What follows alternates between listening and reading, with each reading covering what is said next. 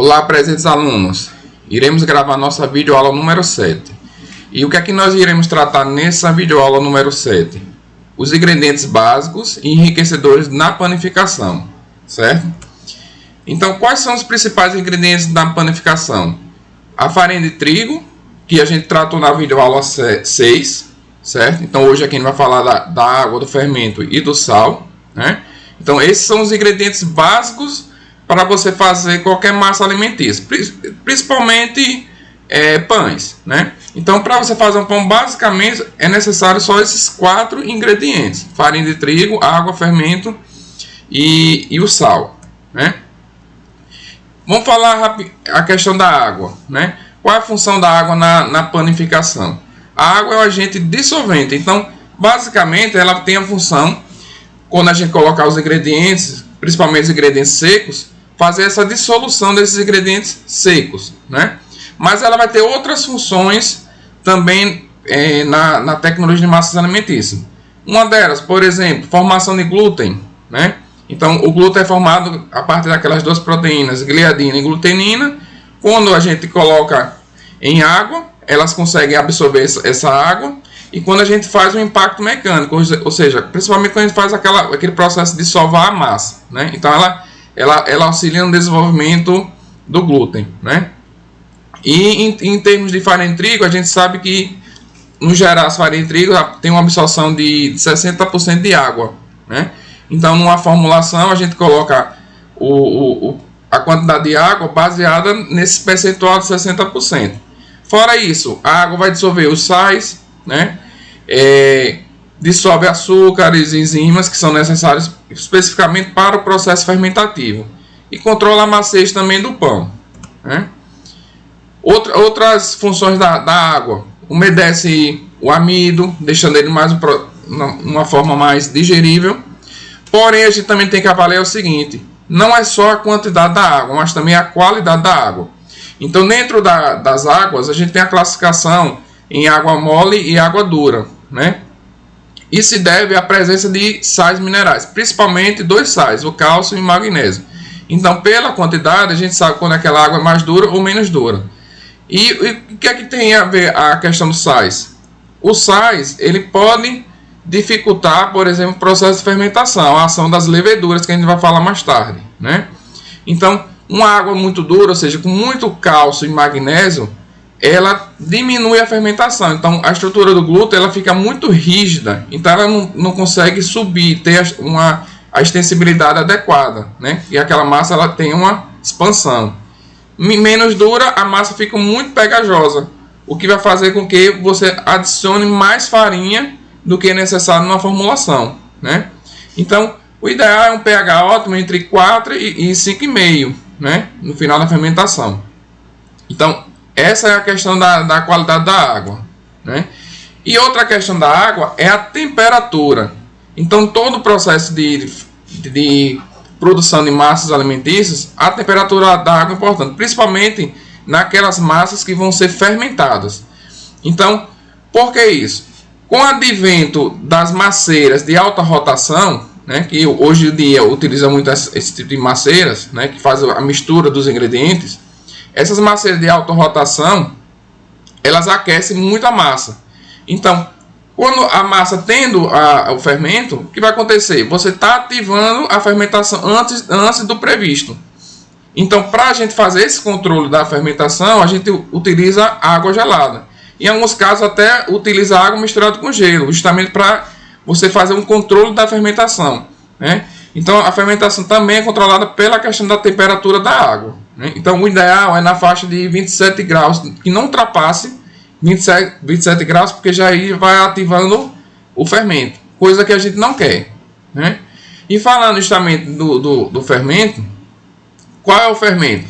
É a levedura chamada Saccharomyces cerevisiae, que é a mesma levedura que é utilizada na fermentação, por exemplo, de cervejas, né? Logicamente lá tem vários tipos de cepas, né? Na fermentação da cana-de-açúcar para a produção de álcool, das cachaças, né? Então é esse mesmo micro-organismo, que é um micro-organismo unicelular, né? E o que é que ele faz? Ele faz a fermentação principalmente de açúcares. Quando a gente está falando aqui de açúcares, a gente está falando de carboidratos mais simples, ou seja, monossacarídeos e disacarídeos, né? E a sua principal função é justamente liberação durante a fermentação de gás carbônico. E esse gás carbônico, quando a massa já tem a produção do glúten, esse gás carbônico fica preso nessa rede de glúten.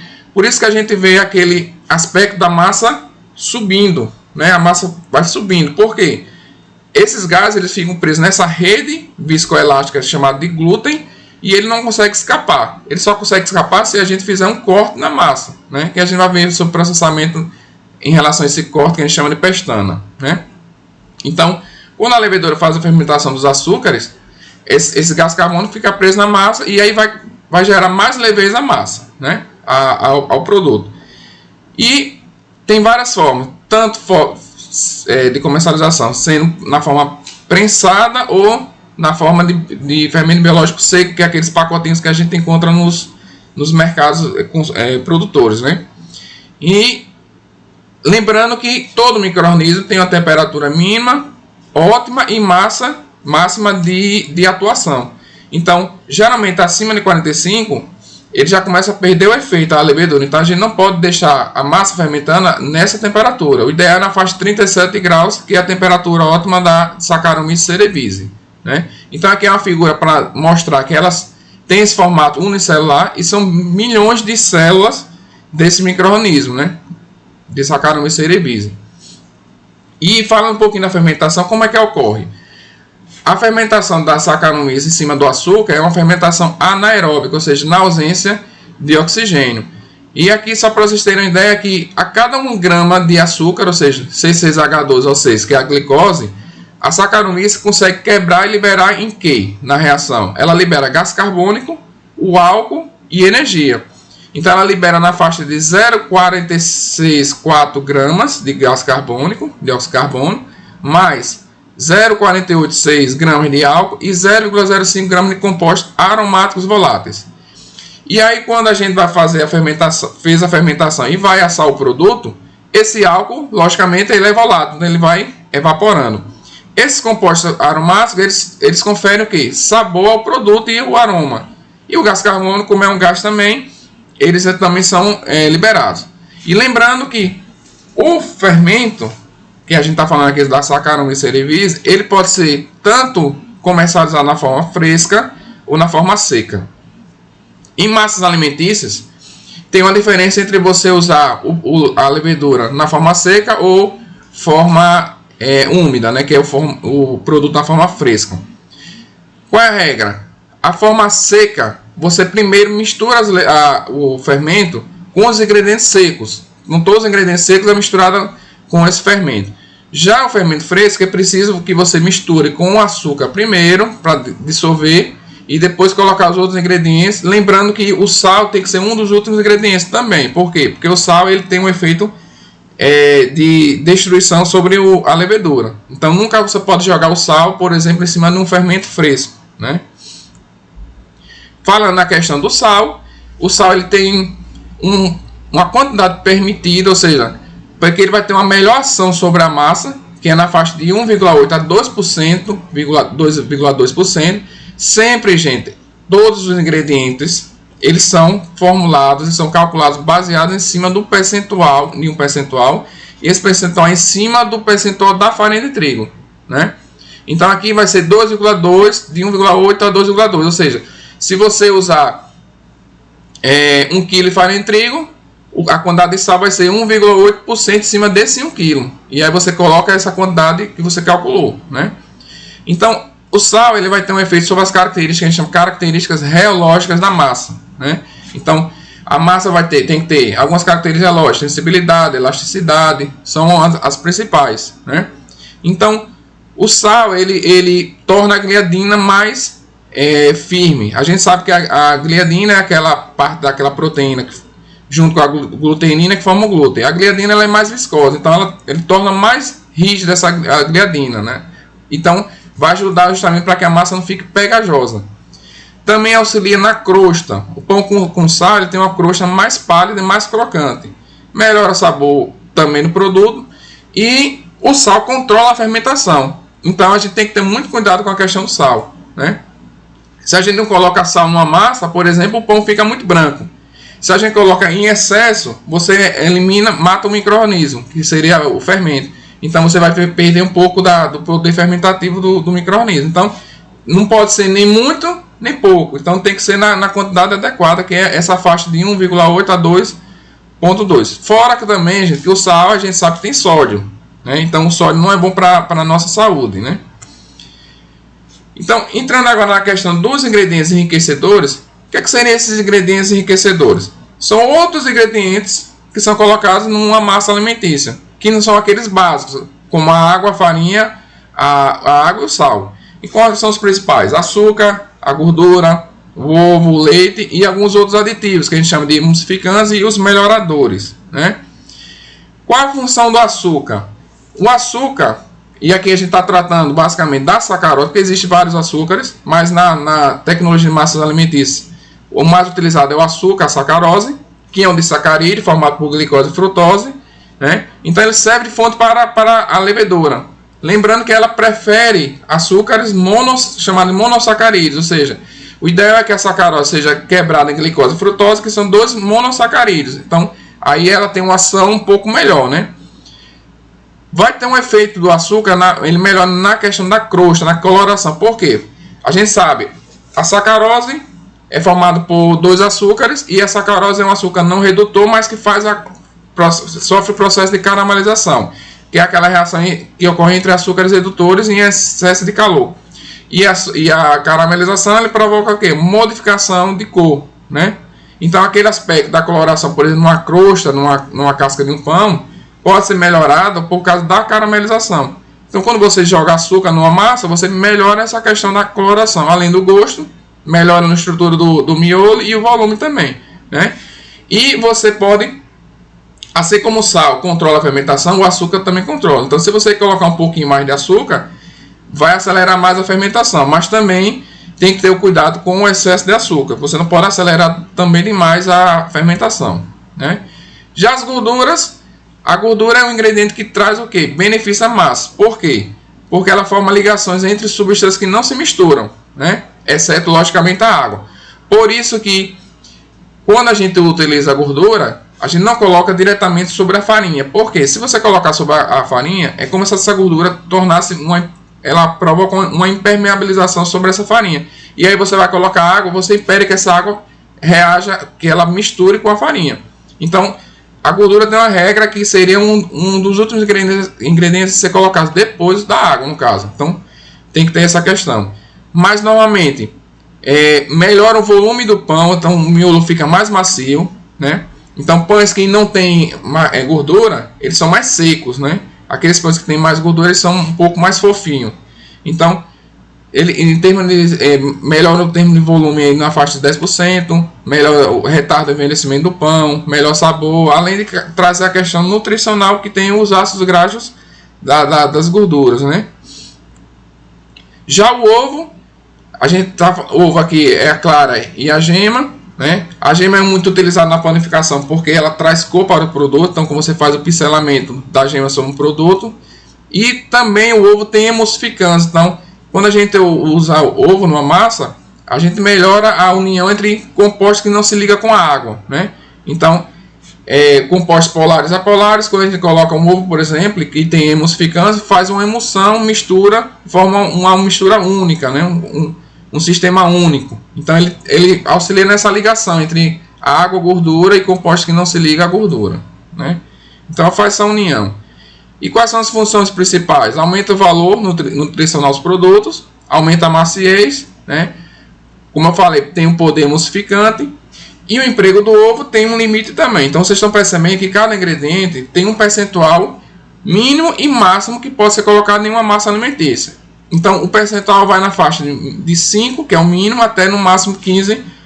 Lembrando que é 15% em peso, né?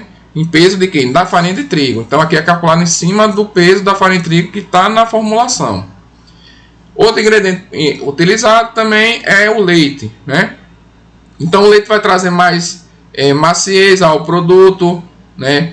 Vai trazer um melhor valor nutricional, né? Porém a gente tem o leite líquido e o leite sólido, né? Então Muitas das panificações preferem utilizar na forma sólida, né? Por causa da questão do armazenamento e conservação. E lembrando, se a gente for usar na forma líquida, o leite já possui água. Então você tem que ter muito cuidado, porque se numa formulação sua você vai adicionar água e leite, provavelmente você vai ter que diminuir na água, né? Porque senão você vai perder o ponto da formulação. Então tem que ver o percentual a ser utilizado, ou seja, até o máximo da absorção da farinha de trigo. Que é que ele colocou 50%, mas no máximo 60%, né? E os emulsificantes, como eu já comentei, qual é a função? Eles misturam, eles fazem com que duas fases. Exemplo, quando você tem água e óleo não se mistura, mas se você colocar um emulsificante, como ele é um composto que tem duas capacidades, ele é polar e apolar ao mesmo tempo, então ele faz essa mistura, né? Então faz um único sistema.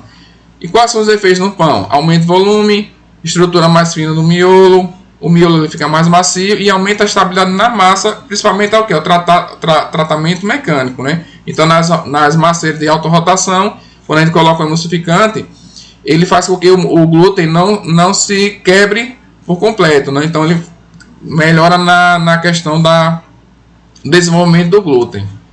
E os melhoradores a gente tem diversos tipos, né? Aqui só citando, existe, por exemplo, o bromato de potássio, que é muito utilizado nos Estados Unidos, né?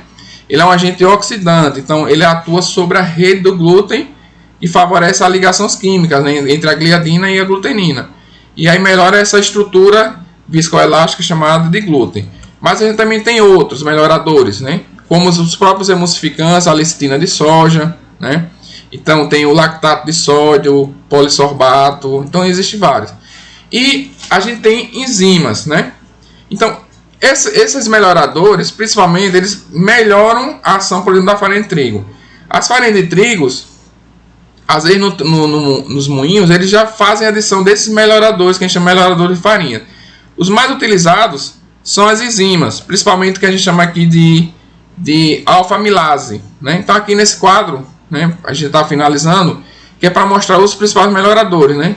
Então tem os emulsificantes polissorbato, a lecitina, o monoglicerídeos, né?